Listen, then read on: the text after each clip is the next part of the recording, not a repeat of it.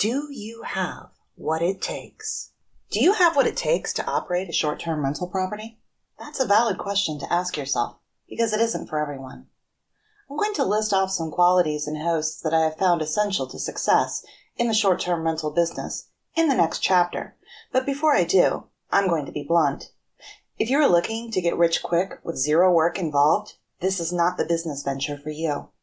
I work approximately 30 hours a month and gross over $6,100 on our 3 properties, 1 long-term rental, 2 short-term rental. But it took a long time, thousands of dollars, and lots of planning and learning to get there. I had weeks, months even, of planning and hard work as we renovated our property, and I read books, listened to hundreds of hours of podcasts, and made extensive lists of what my property needed to be a success. There was also a rather inconvenient pandemic right at the beginning of our STR adventures that really hit our finances hard. It is only now, after 3 years and 2 STR properties, that I have that income that should more than double once our other 2 STR properties are up and running. And to be honest, I'm on the low end of the earning spectrum because of my location. I specialize in providing excellent hospitality at a cheap price. While in some ways you can set it all in place and then sit back and earn money, that's also an incredibly limited way of thinking. Running an STR requires constant upkeep and improvement. It requires learning what your guests are looking for and making sure it is there waiting for them. An STR operator must provide service, cleanliness, and a professional, courteous response each time, every time, without fail. You don't get to take sick days or vacation unless you outsource the management and cleaning of it. Providing a short-term rental means you are in the hospitality business. Are you hospitable? Are you professional in your communications and responses? Can you be patient with what might seem like endless questions? Can you deal with guests who don't read your rules and then ask you all the questions that were answered in the handbook?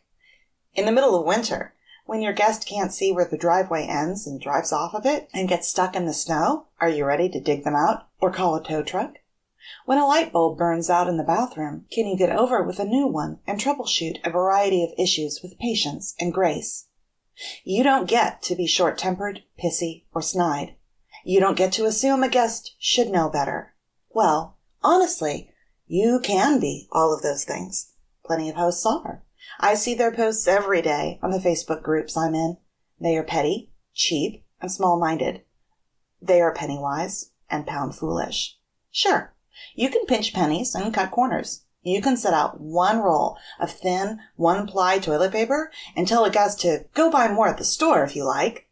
But the reviews from your guests will reflect your unwillingness to provide hospitable service.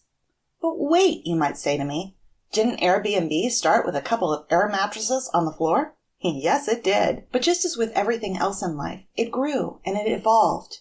Go to the Airbnb website and look around. What do you see? Do you see plain air mattresses on the floor? The bare bones? No, you don't. Not anymore.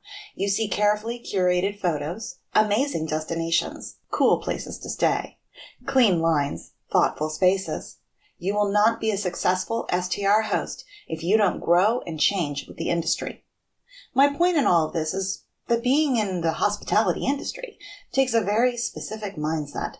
It doesn't mean kissing a guest's ass. Instead, it means patience, understanding, clarity, more patience, and avoiding giving your guests a piece of your mind when things go awry. When problems arise, what you say and how you say it can make all the difference in the world. I'll get into more specifics later on.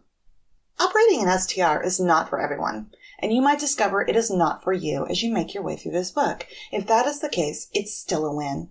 You will learn you are not cut out for it, and you will have paid a small price, the price of this book, to learn a valuable lesson. Better to pay for an ebook or a paperback than spend thousands of dollars readying your first short-term rental, only to find you are in the wrong business. Next up, read on to learn more about what successful hosts do to keep their ratings high and their guests happy.